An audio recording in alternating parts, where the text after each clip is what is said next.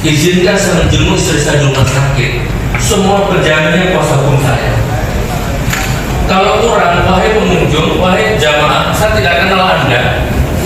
Sudikah Anda kira-kira jadi penjamin saya kalau saya harus pulang menjenguk istri saya? Sudi. Di kasus yang Surabaya yang mulia, di kasus yang Palu, saya tidak ditahan. Saya berangkat sidang dari semua.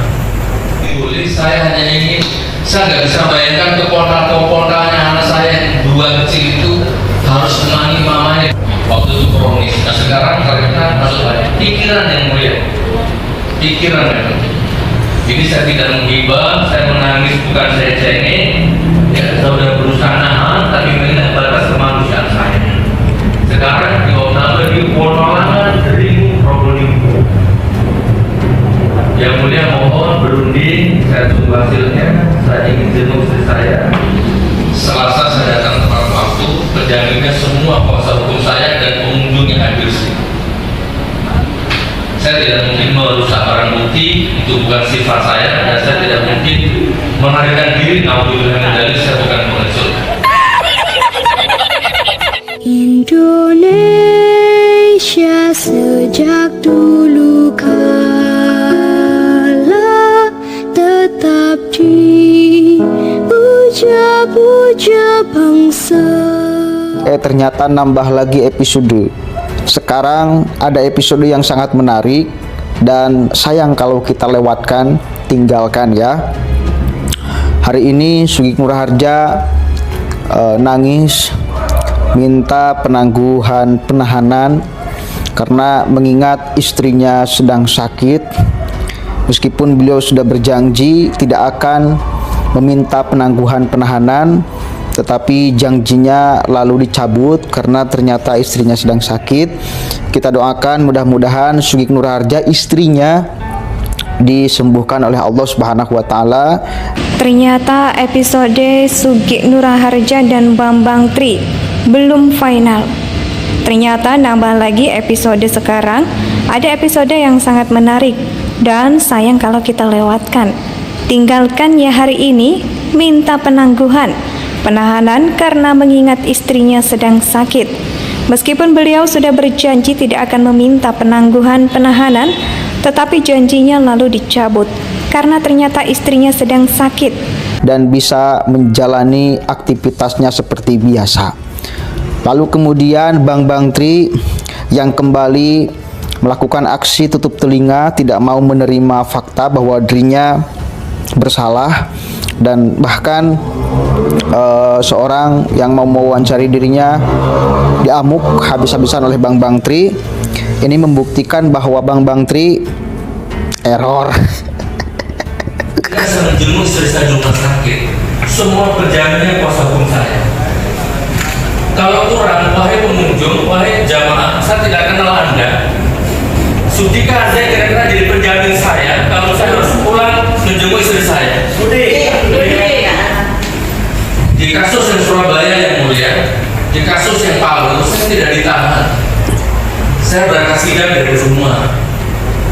Saya hanya ingin, saya nggak bisa bayangkan kepondak-kepondaknya anak saya yang dua kecil itu harus menemani mamanya waktu itu kronis. Nah sekarang ternyata masuk pikiran yang mulia, pikiran yang mulia.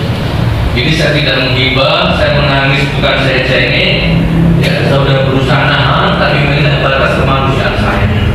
Sekarang ditambah di potongan dari Probolinggo. Yang mulia mohon berunding, saya tunggu hasilnya. Saya ingin jenguk istri saya. Selasa saya datang tepat waktu, penjaminnya semua kuasa hukum saya dan pengunjung yang hadir sini. Saya tidak mungkin merusak barang bukti, itu bukan sifat saya, dan saya tidak mungkin melarikan diri. Naudzubillah min dzalik, saya bukan pengecut. Ya, kita doakan mudah-mudahan istrinya disembuhkan oleh Allah Subhanahu wa taala dan bisa menjalani aktivitas seperti biasa. Lalu kemudian Bambang Tri yang kembali melakukan aksi tutup telinga, tidak mau menerima fakta bahwa dirinya bersalah. Dan bahkan seorang yang mau mewawancarai dirinya diamuk habis-habisan oleh Bambang Tri.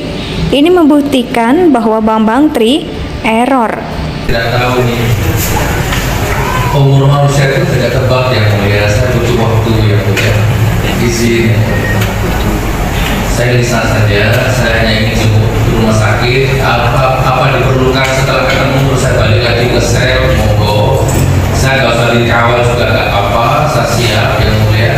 Saya sudah saya sampaikan tadi, Surabaya dan Palu saya berangkat sidang dari rumah, nggak pernah dikawal polisi. Saya siap ya, mati di jalan nggak apa-apa yang mulia. Ya, saya dengarnya sih emosi ya. Wah, sadis benar ini, Masya Allah ya. Tapi gimana, memang sudah beliau harus melakukan tugas itu. Ya, nggak apa-apa. Nanti keputusan tetap ada di majelis dan ada di Allah Subhanahu Wa Taala. Mungkin poin sadisnya itu di mana, Gus? Ya, perasaan saya begitu. Jadi seolah-olah memang saya ini 100% salah. Wajib salah, harus salah, pasti salah, dan harus ditahan 10 tahun. Jadi kan sadis gitu, Masya Allah. Tapi menanggapi replik tersebut juga Anda berkeyakinan bahwa jenengan juga tetap benar gitu. Kenapa, Mas? Menanggapi replik dari JPU tadi. Oke, kenapa? Tetap berkeyakinan seperti apa mungkin? Kan sudah saya jelaskan tadi ya, sudah saya balas singkat tadi bahwa saya dengan Bambang Tri yang dicampur, nggak bisa. Saya hanya ngundang dia. Dan itu sudah terjadi sejak 4,5 bulan yang lalu. Di Pak, sini di teman nggak perlu disebut kan gitu. Pak, Ya, terkait dengan penangguhan penahanan tadi mungkin seperti apa? saya sudah pernah sering mengajukan penangguhan penahanan tertulis, tapi tidak pernah dikabulkan. Dan saya pernah janji saya nggak akan mengajukan lagi penangguhan penahanan. Tapi Anda tahu sendiri tadi kan, tiba-tiba istri saya masuk rumah sakit, ya saya hanya, Mas Asil sebagai suami ini nggak galau. Sekuat-kuatnya saya bukan Superman ya. Istri masuk rumah sakit ya galau lah. Maka saya hanya mohon izin, diizinkan jenguk di rumah sakit, hanya itu aja, nggak lebih. Rumah sakit mana, Pak? Wonolangan, Deringu, Probolinggo. Yang pertama di Rumah Sakit Siti Aisyah di Malang. Jadi yang kedua kalinya. Karena beliau harus kebeban masalah-masalah yang harusnya jadi tanggung jawab saya. Begitu saya ditahan, tiba-tiba semua tanggung jawab itu kebeban ke beliau. Jadi mungkin alam bawah sadarnya, pikirannya enggak.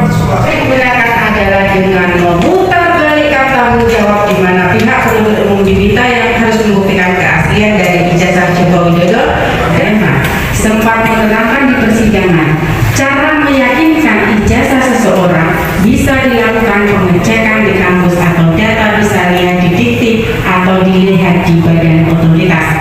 Dari pendapat ahli pidana ini, maka untuk melihat apakah ijazah Joko Widodo itu palsu atau bukan, bisa mencari data pada badan otoritas, yaitu bisa ke pihak SD, SMP, SMA, dan perguruan tinggi tempat Joko Widodo menimba ilmu. Bahkan bisa mencari data di KPU, mengingat ijazah Jokowi pernah digunakan sebagai syarat untuk maju dalam pemilihan wali kota, mengingat Joko Widodo pernah menjadi wali kota Surakarta tahun 2005 sampai dengan 2015, Pilkada DKI, di mana Joko Widodo terpilih sebagai Gubernur DKI tahun 2012 sampai 2014, dan Pilpres tahun 2014 dan 2019. Bahwa terkait ijazah Joko Widodo, pihak KPU dan UGM pernah tidak berdasar karena mendasarkan pada sumber data yang tidak dapat dipertanggungjawabkan dan tidak resmi. Terdakwa tidak pernah menunjukkan bukti apapun baik dokumen asli maupun palsu. Terdakwa Menteri Mulyana mengatakan telah melakukan penelitian terkait ijazah Joko Widodo yang dituduh palsu tersebut, namun ternyata penelitian yang dilakukan hanya berdasarkan berita-berita bahwa mengenai buku Jokowi Ambil Nomor 2 lelaki berijazah palsu. Buku tersebut belum pernah diterbitkan dan belum pernah diuji secara ilmiah maupun akademis, sehingga menurut kami belum bisa dijadikan. Pak, terkait dengan ini tadi kenapa, Pak? Betul. Tanggapannya dari ini ada trial by the press. Kalian ini juga harus hati-hati. Kalian nggak mengikuti dari awal, cuma di akhir toh tanyanya gimana sih? Supaya nggak ada trial by no comment. Apa yang saya sampaikan tadi sudah cukup. apa, Pak, yang disampaikan, Pak? Syuting lah, Anda nggak dengar, Pak. Saya bicara pakai mic kok, tanya lagi. Senang ini. Nah, ayo, bos. Bet. Sat.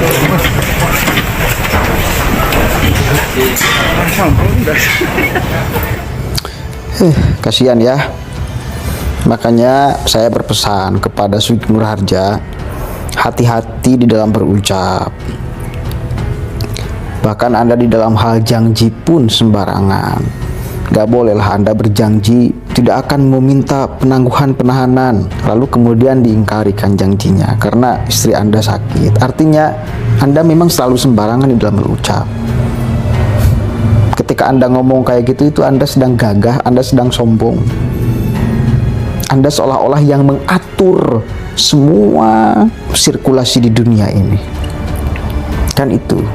Dan Anda tidak pernah memikirkan kejadian seperti ini. Istri Anda sakit. Ini membuktikan bahwa Anda tidak punya kuasa atas segalanya. Maka jangan sampai sembarangan di dalam berucap. Kenapa ucapannya tidak insya Allah, saya tidak akan mengajukan penahanan? Sudah cukup. Kenapa tidak pakai kalimat insya Allah? Saya janji itu bahaya loh. Artinya memang Anda selalu sembarangan di dalam berucap. Poin penting itu. Maka ketika sudah seperti ini, patut keseriusan Anda itu juga bercanda Anda. Janji itu serius loh, ucapan yang sakral. Ya, sakral itu. Makanya jangan mudah mengucapkan demi Allah berjanji. Itu bahasa sakral. Indonesia tanah air beta, pusaka abadi nan jaya.